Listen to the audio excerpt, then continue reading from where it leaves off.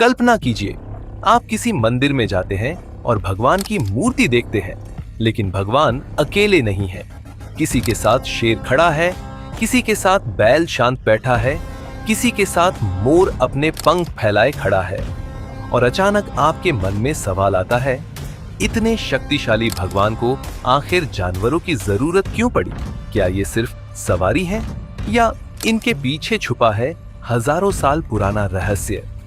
हिंदू धर्म में देवताओं के साथ दिखने वाले जानवरों को वाहन कहा जाता है, लेकिन अगर आप प्राचीन ग्रंथों को पढ़ें तो पता चलता है कि ये जानवर सिर्फ सवारी नहीं थे, ये मानव स्वभाव का प्रतीक थे।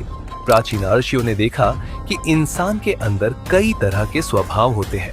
कभी वह साहसी होता है, कभी घमंडी, कभी बुद्धिमान और कभी बहुत चंचल। इसलिए उन्होंने देवताओं की तस्वीरों में इन स्वभावों को समझाने के लिए जानवरों का सहारा लिया। सबसे पहले बात करते हैं शक्ति की देवी की। माँ दुर्गा का वाहन शेर है। शेर जंगल का सबसे शक्तिशाली जानवर माना जाता है। जब देवी दुर्गा शेर पर सवार होकर राक्षसों से युद्ध करती हैं तो वह एक संदेश देती है। अगर इंसान अपने डर पर जीत पाले तो वह किसी भी बुराई को हरा सकता है। अब बात करते हैं बुद्धि के देवता की।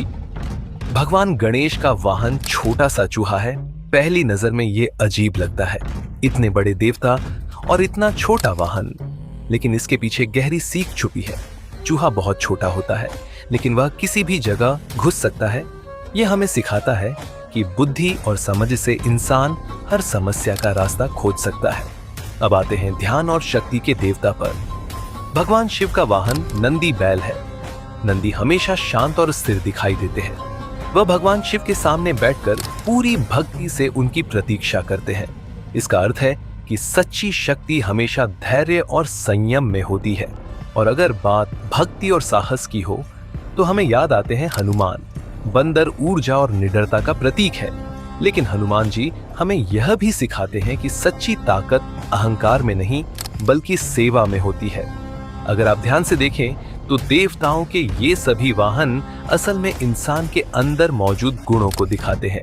शेर, साहस चूहा, बुद्धि बैल, धैर्य मोर, सुंदरता और अहंकार बंदर, ऊर्जा और भक्ति। प्राचीन ऋषियों का मानना था कि हर इंसान के अंदर ये सभी गुण मौजूद है, लेकिन फर्क सिर्फ इतना है कि कुछ लोग इन गुणों को नियंत्रित करना सीख लेते हैं और कुछ लोग इनके गुलाम बन जाते हैं।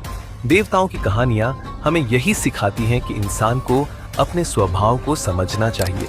शायद यही कारण है कि हजारों साल बाद भी देवताओं की ये तस्वीरें आज भी हमें आकर्षित करती हैं, क्योंकि ये सिर्फ धर्म नहीं बल्कि जीवन का ज्ञान है। और शायद अगली बार जब आप किसी मंदिर में भगवान की मूर्ति देखें तो सिर्फ भगवान को ही नहीं, उनके साथ खड़े उस जानवर को भी ध्यान से देखिए, क्योंकि हो सकता है वह आपको आपके अपने स्वभाव का राज बता रहा हो।